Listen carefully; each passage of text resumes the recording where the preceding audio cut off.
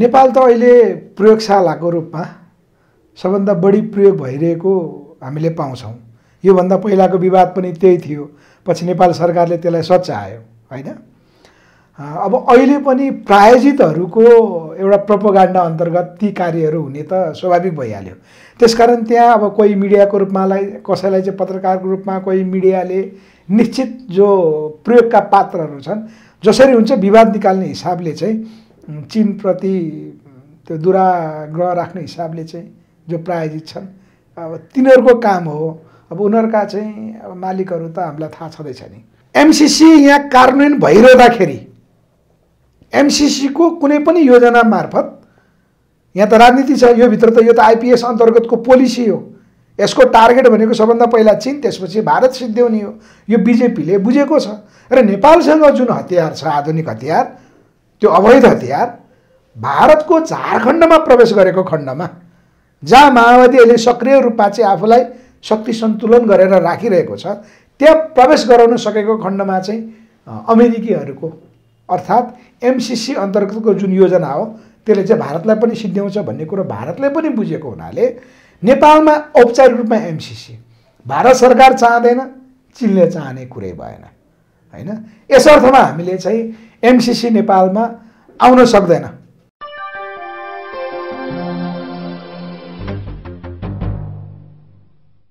हाम्रो पार्टी नेपालका संयोजक गोविन्द बोहरा बर्मानेज्यूलाई हाम्रो च्यानलमा स्वागत छ।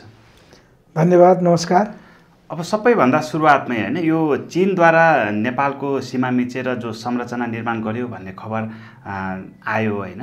परराष्ट्र मन्त्रालयको अभिव्यक्ति अनुसार यो झुटो हो भन्ने कुरा पनि सुनियो। यो पहिलो पटक नभएर दोस्रो पटक भयो यो घटना हैन। यो पछाडिको कारणहरू कस्तो देख्नुहुन्छ?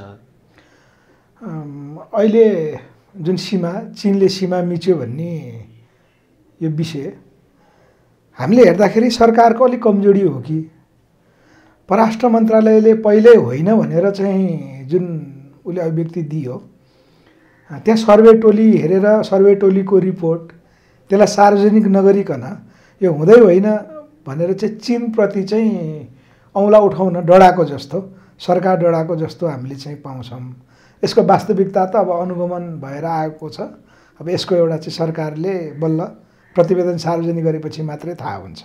अब जस्तो सरकारले त्यो निरीक्षण गरेर भन्नुपर्ने त्यो आउनुभन्दा पहिले नै जस्तो जो हल्लाहरू आउँछ मिच्यो हैन, यो 11 नम्बरको पिलर भन्ने अहिले कुरा उठेको छ हुम्लाको, त्यहाँ अहिले नेपाली सेनाको केही जवानहरू हैन अथवा अफिसरहरू त्यहाँ पुगेर जो फोटो देखिएको छ हैन, सलामत रहेको, यस्ता कुराहरू चाहिँ त्यो हल्लाको भरमा हैन मिडियामा कसरी अवसर पाउँछन्, कसरी मौका पाउँछन्, स्थान चाहिँ कसरी पाउँछन्? नेपाल त अहिले प्रयोगशालाको रूपमा सबभन्दा बढी प्रयोग भइरहेको हामीले पाउँछौँ। योभन्दा पहिलाको विवाद पनि त्यही थियो, पछि नेपाल सरकारले त्यसलाई सच्यायो हैन। अब अहिले पनि प्रायोजितहरूको एउटा प्रोपोगन्डा अन्तर्गत ती कार्यहरू हुने त स्वाभाविक भइहाल्यो। त्यसकारण त्यहाँ अब कोही मिडियाको रूपमा कसैलाई चाहिँ पत्रकारको रूपमा, कोही मिडियाले निश्चित जो प्रयोगका पात्रहरू छन्, जसरी हुन्छ विवाद निकाल्ने हिसाबले चाहिँ चीनप्रति त्यो दुराग्रह राख्ने हिसाबले चाहिँ जो प्रायोजित छन्, अब तिनीहरूको काम हो। अब उनीहरूका चाहिँ अब मालिकहरू त हामीलाई थाहा छँदैछ नि। अब जस्तो चीनसँगको सीमा विवादको उल्झन निकालेर हैन मिडियामा भारतसँगको जो सीमा विवाद प्रमाणित छ हैन, त्यो कुरा दबाउनको लागि कति दबाउने छायामा पार्ने अहिले मुख्य चाहिँ भारत र नेपालको जुन विशेष गरी लिम्पियाधुरा कालापानीको एउटा वार्ताको चरणमा प्रवेश गरेको छ, त्यो वार्तालाई प्रभाव पार्नको निमित्त अथवा केही नेपालको मुद्दालाई कमजोर पार्ने मनसाय पनि हुनसक्छ, अथवा त्यो वार्ता बिगार्नको निमित्त चीनसँग पनि जोडेर हेर्ने हैन। हाम्रो यो त अहिले हुम्लाको आयो, केही वर्ष पहिला हाम्रो दोलखा जिल्लाको आएको थियो।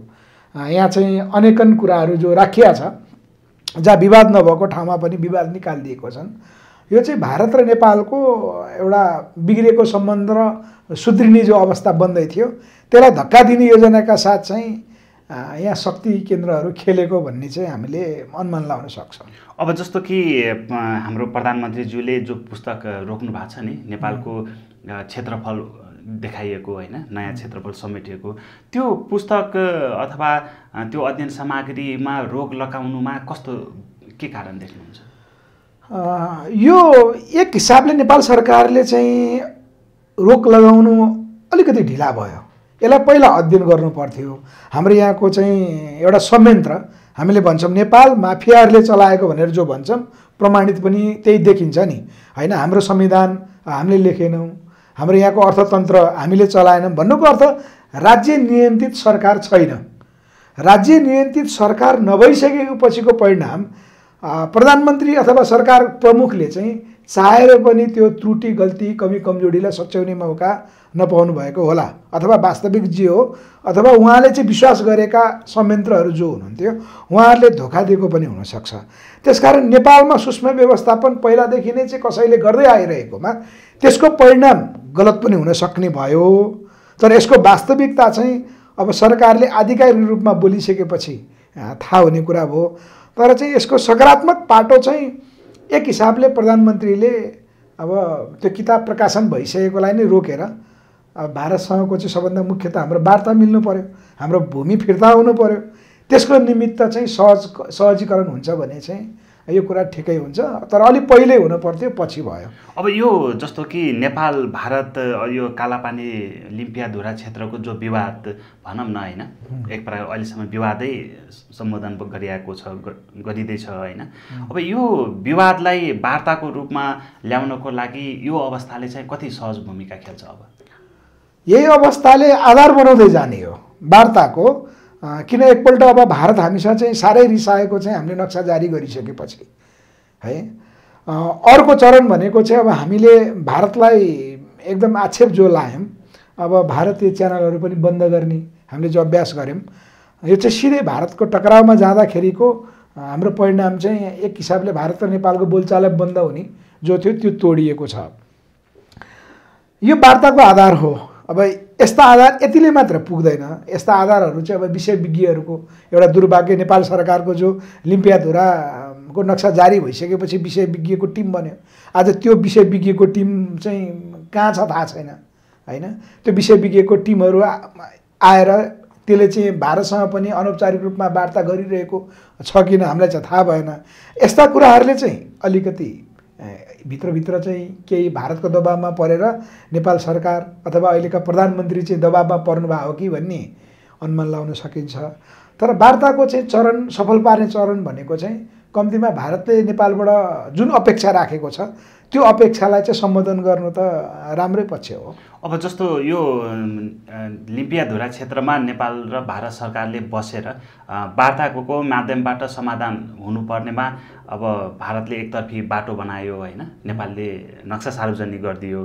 त्यसपछि गएर अहिले भारत सरकारले चाहिँ त्यहाँ सुरक्षा संयन्त्रहरू बढाइरहेको अनि आफ्नो जनसङ्ख्या पनि त्यतातिर लगेर बस्ती बसाउँदै गरेको भन्ने समाचारहरू पनि आइरहेको छन् होइन। अब एकतर्फी रूपमा नेपाल सरकारले मात्रै सम्बोधन गर्नुपर्ने जस्तो अवस्था देखियो नि, यसले त वार्ता हुने सम्भावना अथवा भारतले वार्ता गर्ने सम्भावना देखाउँछ कि देखाउँदैन? कस्तो छ तपाईँले? यसलाई दुईतिरैबाट हेर्नुपर्छ हामीले। एक पक्षबाट हेर्दाखेरि चाहिँ यो वातावरण बिग्रिन लागेको हो कि भन्ने तरिकाबाट नि हामीले देख्न सक्छौँ। जस्तो हाम्रो छाङ्रुमा अहिले बिओपी जो बसिया छ, यसलाई चाहिँ भारतले रेकी गर्यो होइन, यहाँको चाहिँ सुराकी गर्न आयो भन्नेसँग पनि न्युजहरू हामीले पढ्न पायौँ। र केही पत्रकार साथीहरू जो साँच्चै देशको पक्षमा काम गर्नुहुन्छ उहाँहरू चाहिँ छाङ्रुसम्मै त्यहाँ लिम्पियाधुरासम्म पनि उहाँहरू पुग्नु भएको छ है आफ्नो बलबुतामा। र त्यहाँका व्यक्तिहरूसँग छलफल गरेर आउनु भएको छ, त्यहाँको अवस्था अध्ययन गरेर पनि आउनु भएको छ, त्यसलाई मिडियामा सार्वजनिक पनि गर्नु भएको छ होइन। यसले के जनाउँछ त भन्दा एउटा आशाको केन्द्र चाहिँ भारत र नेपाल बिचको योभन्दा पहिलाका जो असमझदारी थिए त्यो हुन्छ नै, त्यो विश्वमै देखिन्छ, त्यो भूगोलको स्वतः रहने नै भयो। र नेपाल सरकारको कमजोरी हो पहिला हामीले उपयोग गरिरहेको जमिन त्यहाँ छोड्नु, त्यहाँको नागरिकलाई वास्ता नगर्नु त नेपाल सरकारको कमजोरी हो नि, चाहे शासक जो हुन्। अब त्यसको चाहिँ एउटा राम्रो उपयोग भारतले गरिदियो। नेपालको नागरिकले अब स्वास्थ्यबाट वञ्चित हुनुपर्ने हैन आर्थिक अवस्था चाहिँ नेपालले सम्बोधन नगर्ने नेपाल सरकारले सम्बोधन नगर्ने भएपछि त्यो आर्थिक अवस्थालाई पनि भारतले सहजीकरण गरिदियो औषधि उपचारदेखि लिएर चाहिँ जो नागरिकले पाउने एउटा न्यूनतम आधार चाहिँ भारतले पुरा गरिदियो किन नेपालले ग्याप गरेपछि उसले चाहिँ प्रयोग गर्यो त्यसकारण यसलाई सकारात्मक पाटोबाट हेर्दाखेरि यो हाम्रो नेपालकै भूमि हो अब हाम्रै कारणले गर्दा चाहिँ त्यो अहिले भारतले चाहिँ उपयोग गरेर भारतको भयो यद्यपि अन्तर्राष्ट्रिय जुन हाम्रो एउटा प्र्याक्टिस छ भारतमा पनि एकपल्ट बहस चल्यो हैन नेपाललाई चाहिँ भारतले यसरी दबाउने नीति लिनुहुन्न नेपाल नीति बदल्नुपर्छ भनेर संसदमै आवाज उठाएको छ र यो लिम्पिया धुरा लिइसकेपछि पनि भारतमा चाहिँ विपक्षी काङ्ग्रेसले पनि आवाज उठाएका छन् हैन केही नेताहरूले आवाज उठाएका छन् त्यहाँका प्राज्ञहरूले आवाज उठाउनु भएको छ र केसम्म भन्नुभएको छ भने भारत र नेपाल एउटा सौहार्दपूर्ण तरिकामा छलफल गरेर चाहिँ यी दुईटा विषय जमिनका मुद्दा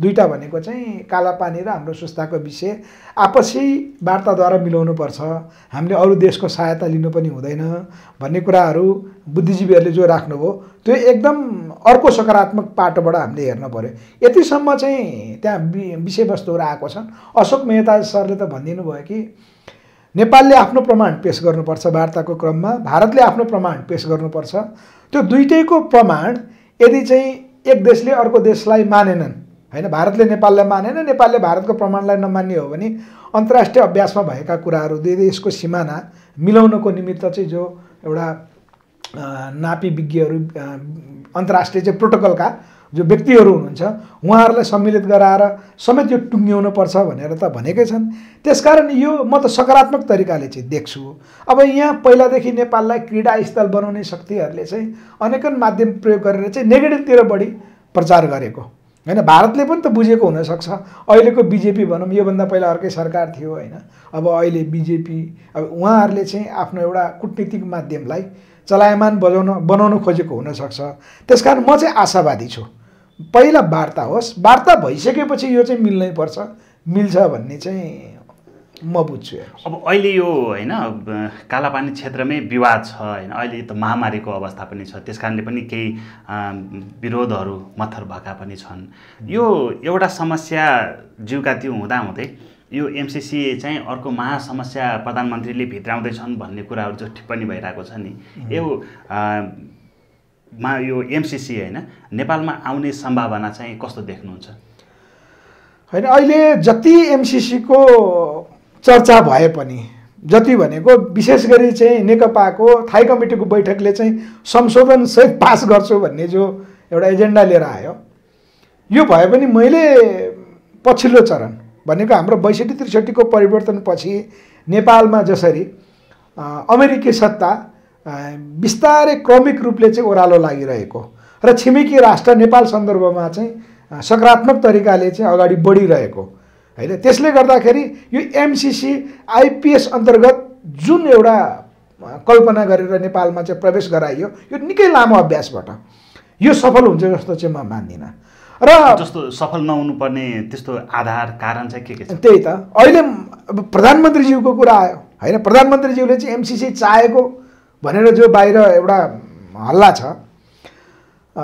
नेपाल सरकार अब हामीले एकपल्ट 2026 लाई हेर्न सक्छौं जुन भारतले हाम्रो हिमालय बोर्डरमा चाहिँ चेकपोस्टहरू राखेको थियो उसको चाहिँ सेना लगेर राखेको थियो कीर्तिनिधि विष्ट प्रधानमन्त्री हुनुहुँदाखेरि चाहिँ तत्कालीन राजा महेन्द्रसँग चाहिँ उहाँले एउटा योजनाबद्ध रूपमा हैन त्यो चाहिँ आफूले कार्यान्वयन गर्नको निमित्त सेना हटाउनको निमित्त बरु प्रधानमन्त्रीको पदबाट राजीनामा दिने गरी हैन तत्कालीन चाहिँ शासक राज्य प्रमुख महेन्द्रलाई चाहिँ दोष नआउने गरी जुन एउटा योजनाबद्ध रूपमा खेल खेलियो सरकार आफैले त अहिलेको चाहिँ त्यही कुरा लिँदाखेरि सरकारको प्रमुख कार्यकारी प्रमुख त प्रधानमन्त्री उहाँ आफैले योजनाबद्ध रूपमा प्रवेश गरेको जुन अमेरिका छ यो योजना भनेको त निकै पहिलादेखिको हो नि उले निकै ठुलो चाहिँ योजनाका साथ त्यो प्रवेश गराउन सफल भएको हो यसलाई सिधै रिजेक्ट गर्नु सट्टा सरकार प्रमुखको हैसियतले विभिन्न योजना मार्फत है उहाँले चाहिँ यसलाई नचाहेको हो भन्ने कुरा म बुझ्छु र उहाँले अहिले जुन भाषा बोलिरहनु भएको छ यो भाषा भनेको चाहिँ एउटा कूटनीतिक भाषा मार्फत एमसीसी हामी आन्तरिक रूपमा चाहदैनौँ त्यो प्रधानमन्त्रीज्यूले चाहिँ कार्यान्वयन गर्न चाहनुहुन्छ तर सरकारले अब अन्तर्राष्ट्रिय सम्बन्ध कूटनीतिक रूपमा चाहिँ एउटा मर्यादा उल्लङ्घन गर्नु भएन त्यस कारणले गर्दाखेरि यस्तो देखिएको एमसीसी जुन उद्देश्यका साथ नेपाल प्रवेश गराइयो त्यो उद्देश्यका साथ नेपालमा काम गर्न सफल हुँदैन। त्यसमा तपाईँ ढुक्क हुनुहुन्छ?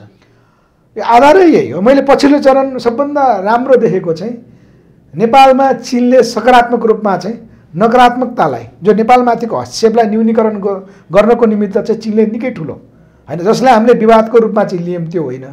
यहाँ हाम्रो चिनिया राजदूतले चाहिँ पछिल्लो चरण जो भेटघाट गरेको कुराहरू बाहिर आए नि, यो एउटा आशाको कुरा के हो भने नेपालमा गलत जो विदेशी तत्त्वहरू थिए होइन, उनीहरूका चाहिँ सिमिलर संरचनाहरू नेपालमा चाहिँ चीनले बनाइदिएको पनि छ है। जस्तो अब आइएनजिओको भूमिका, अझै पनि नेपालमा आइएनजिओको चाहिँ निर्णायक भूमिका नभएको त होइन, तर आइएनजिओको भूमिकालाई चाहिँ नेपालमा न्यूनीकरण गर्नको निमित्त चीनले पनि त्यही अभ्यास गर्यो होइन। त्यो अभ्यास त छ नि। हाम्रो चाहिँ अहिले समाज कल्याण परिषदमा चाहिँ त्यो प्रस्तावको रूपमा छ। यदि आवश्यक परेको खण्डमा चीनले अगाडि बढाउँछ भनेको पश्चिमाहरू नेपालमा चाहिँ जुन जरा गाडेर बसेका छन् त्यो संरचना भत्काउनको निमित्त चाहिँ चीनले हामीलाई प्रत्यक्ष सहयोग गरेको हुनाले र भारतले पनि नेपाललाई चाहिँ पछिल्लो चरण जुन राजनीतिक दृष्टिकोणले व्यवहार गर्दैछ नि, हस्तक्षेपकारी भूमिकालाई चाहिँ न्यूनीकरण गरेको छ। यो त करिब करिब 3-4 वर्षको चाहिँ हामीले समय हेऱ्यौँ होइन। त्यसले गर्दाखेरि हामी आशावादी कहाँ हो भने पश्चिमा शक्तिहरू चाहिँ स्वतः रूपमा स्खलित हुँदैछन् होइन। त्यसको उप चाहिँ छिमेकी राष्ट्रको यहाँ हस्तक्षेपकारी नीति मुख्यतया भारतको हो।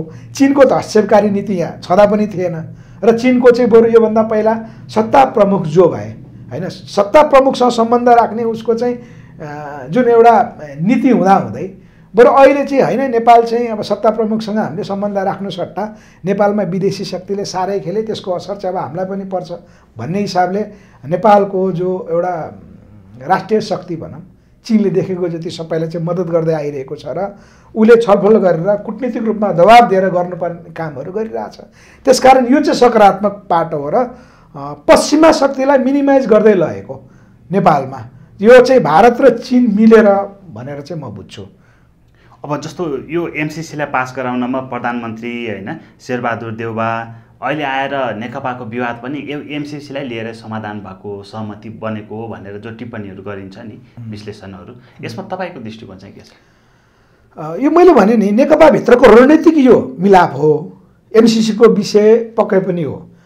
हामीले के बुझ्नु पर्यो भने नेपालमा त अहिले दलीय व्यवस्था हो नि, दलीय व्यवस्थामा त पार्टीको काम गर्ने विधान हुन्छ होइन।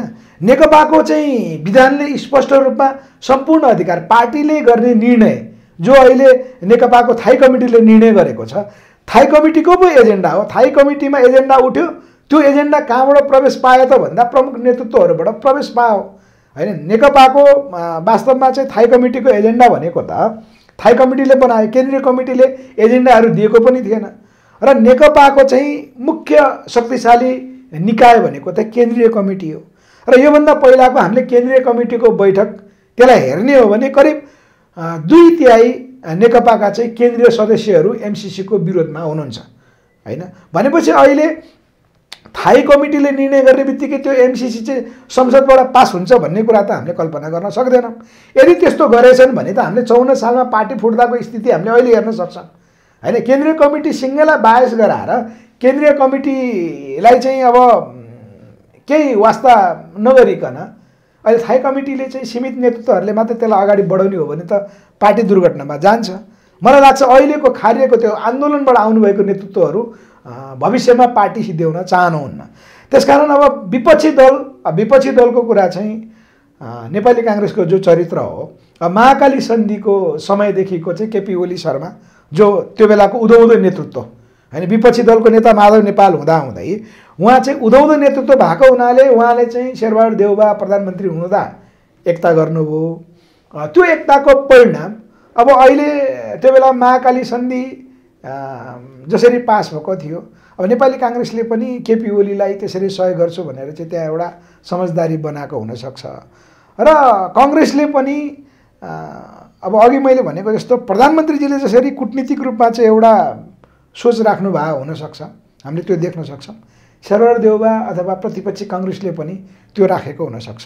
अब जस्तो म एउटा कुरा जोडिहालेँ होइन, यो एमसीसीलाई लिएर अहिले चाहिँ वामदेव गौतमको नाम पनि टटकारो रूपमा सुनिन्छ होइन। अब एमसीसीसँग रिलेटेड रहेको मन्त्रालय अर्थ मन्त्रालय अहिले वामदेव गौतमले जो माग्नु भएको छ नि, प्रधानमन्त्रीले एकदम प्रत्यक्ष रूपमा होइन स्पष्ट रूपमा नदिने जो घोषणा पनि लगभगै मानौँ होइन घोषणा जस्तै गरिसक्नु नै भएको छ। अब प्रधानमन्त्रीले अप्रत्यक्ष रूपमा एमसिसी ल्याउन नचाहेको होइन स्पष्ट मनसाय नभएको भनेर कसरी मान्ने? अब हामीले चाहिँ वामदेव गौतमलाई उहाँको राजनीतिक चरित्र हेर्दा राष्ट्रवादी एङ्गलबाट देख्छौँ होइन। यद्यपि एउटा कन्ट्राडिक्सन अलिकति फरक विचार हामीले कहाँ देख्छौँ भने उहाँलाई नेकपा एमाले भित्रको माओवादी भनेर हामीले बुझ्थ्यौँ र उहाँलाई कारबाही गर्ने तहसम्म पनि नेकपा पुगेकै थियो होइन। के अरे तत्कालीन नेकपा एमाले पुगेकै थियो र अहिले पनि प्रचण्ड र वामदेव गौतम एउटै लाइनमा भन्ने हामीले बुझ्न सक्छौँ। अब अहिले वामदेव गौतमलाई फेरि प्रधानमन्त्रीले अघोषित रूपमा नचाहेको हो भने उहाँलाई त अर्थमन्त्री बनाउनुहुन्थ्यो होला होइन। नबनाइसकेपछि त झन् प्रधानमन्त्रीलाई अखिलो हुन्छ भन्ने जो यहाँको प्रश्न अलिकति आयो। अब नेपालको कार्यकारी प्रमुखले योजनाबद्ध रूपमा रणनीति राखिसकेपछि यी सम्पूर्ण कुरा वामदेव गौतमलाई चाहिँ थप राष्ट्रवादी बनाउने गरी वामदेव गौतम र केपी शर्मा ओली बीच सहमति भएको पनि हुनसक्छ।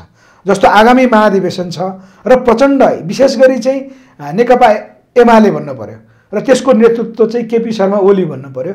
उहाँले प्रचण्डलाई अहिले पनि चाहिँ खुला रूपले स्वीकार्न सक्नु भएको छैन होइन। सम्भवतः अब झन्डै झन्डै हामीले चाहिँ कुराकानी गर्ने हो भने अहिले पनि बृहत रूपमा चाहिँ हामीले बहस चलाउने हो भने त्यसको एउटा निचोड के निक्लेला भने अहिलेका प्रधानमन्त्री ६२-६३को परिवर्तनसँग सन्तुष्ट हुनुहुन्न। यो त आम जनतालाई थाहा छ। त्यसकारण वामदेव गौतम अब सुध्रिएको पनि हुनसक्छ। राष्ट्रवादी छवि हुँदाहुँदै पनि केपी शर्मा ओलीसँग योभन्दा पछाडि महाधिवेशनमा चाहिँ उहाँलाई राजनीतिक शक्ति दिने हिसाबले उहाँहरूको बिचको चाहिँ अर्को किसिमको समझदारी भएको हुनसक्छ र उहाँलाई अहिले चाहिँ अर्थमन्त्री नबनाइसकेपछि त्यसको आधारमा चाहिँ एमसिसीलाई रोक्न सक्यो होइन। आगामी महाधिवेशनसम्म रोक्ने एउटा चाहिँ त्यो धार त वामदेव गौतमलाई चाहिँ योजनाबद्ध रूपमा बनाएको पनि हुनसक्छ। यो वामदेव गौतमजीले चाहिँ बुझ्या पनि हुनसक्छ र उहाँ साँच्चै राजनीतिज्ञ हो भने बर्दियाबाट चुनाव हारेको मान्छे म अब अर्कोपल्ट जनताबाट अनुमोदित हुन्छु, मैले जे एउटा प्रयोगको पात्र बनेको जस्तो गरेर भए पनि एमसिसीलाई ब्लक गर्न खोजेँ भने मेरो चाहिँ अमूल्य एउटा पुँजी त्यो हो भन्ने चाहिँ उहाँले आन्तरिक रूपमा सोचेको पनि हुनसक्छ। अब यो एमसिसीको विषयमा नि भारत र चीनको धारणा होइन स्पष्ट धारणा कस्तो पाउनुहुन्छ? होइन, हामीले पहिलादेखि यो विषयमा कन्टिन्यू अन्तर्वार्तामा भन्दै आएको कुरो सबभन्दा यसको चाहिँ प्रत्यक्ष रूपमा घाटा हुने भनेको त चीनलाई हो, सबभन्दा ठुलो कुरो। त्यसकारण चीनको नेपालमा पछिल्लो चरणको उपस्थिति उसको रणनीतिक रक्षा भनेको चाहिँ तिब्बतसँगको रक्षा हो र अहिले अमेरिकी मिनिमाइज हुँदै गरेको अवस्थामा एमसिसी आयो भनेदेखि त चीनलाई त प्रत्यक्ष रूपमा त यसलाई हामीले घाटैको रूपमा लिनु पर्यो। एक चीन त्यसकारण चाहिँ एमसिसी नेपालमा चाहिँ चाहँदैन, त्यसको निमित्त भूमिकामा छ। अब भारतको कुरा यहाँ के आयो भने भारतले पछिल्लो चरण चाहिँ बिजेपीको सत्ताको उदय भइसकेपछि होइन, हाम्रो यहाँको अब ६२-६३को परिवर्तनपछि त्यहाँ बिजेपी उदय भयो भन्दा हुन्छ। बिजेपीले राम्रो बुझेको हुनुपर्छ नेपालमा पश्चिमी शक्तिको आडमा त्यसमा भारतको एउटा पक्ष संलग्न भयो जसलाई हामीले पूर्व र भनौँ। अहिले बिजेपी आइसकेपछिको रको संरचना र पूर्व रको संरचना साउथ ब्लक भनौँ, त्यसको आडमा जो नेपालमा शक्ति उदय भयो त्यो शक्ति भारतको लागि प्रत्युत्पादक हुन्छ भन्ने कुरा भारतले बुझेको छ। अर्थात् हाम्रो यहाँ माओवादीले जुन जनयुद्ध चलाइरहेको समयमा भएका अत्याधुनिक हतियारहरू है, एमसिसी यहाँ कार्यान्वयन भइरहँदाखेरि एमसिसीको कुनै पनि योजना मार्फत यहाँ त राजनीति छ, यो भित्र त यो त आइपिएस अन्तर्गतको पोलिसी हो। यसको टार्गेट भनेको सबभन्दा पहिला चीन, त्यसपछि भारत सिद्ध्याउने हो। यो बिजेपीले बुझेको छ र नेपालसँग जुन हतियार छ आधुनिक हतियार, त्यो अवैध हतियार भारतको झारखण्डमा प्रवेश गरेको खण्डमा जहाँ माओवादी अहिले सक्रिय रूपमा चाहिँ आफूलाई शक्ति सन्तुलन गरेर राखिरहेको छ त्यहाँ प्रवेश गराउन सकेको खण्डमा चाहिँ अमेरिकीहरूको अर्थात् एमसिसी अन्तर्गतको जुन योजना हो त्यसले चाहिँ भारतलाई पनि सिद्ध्याउँछ भन्ने कुरो भारतले पनि बुझेको हुनाले नेपालमा औपचारिक रूपमा एमसिसी भारत सरकार चाहँदैन, चीनले चाहने कुरै भएन होइन। यस अर्थमा हामीले चाहिँ एमसिसी नेपालमा आउन सक्दैन किन भारत आफू सिद्धिन चाहँदैन, भारत चाहिँ आफू यो नेपाल चाहिँ अब अमेरिकी सत्ता हैन यो नेपालमा चाहिँ बलियो बनाइसकेपछि चीनले त आफू त्यस्तो विश्वको सर्वशक्तिमान बन्छु भन्ने उद्देश्यका साथ जुन आफूलाई चाहिँ विकास गरिरहेको छ टिबेटको कारणले गर्दाखेरि ऊ त्यति डगमगाउनु परेको छ भने भारत त बल्ल स्थिर शक्ति विश्व चाहिँ ऊ अगाडि विश्वमा अगाडि बढ्दैछ हैन चीनपछि त भारतै अगाडि बढेको छ नि त्यसकारणले एमसीसी चाहिँ चीन र भारत एमसीसी नेपालमा चाहँदैन। हस्, तपाईँको महत्त्वपूर्ण विचार र समयको लागि धेरै धेरै धन्यवाद। हस्, नमस्कार।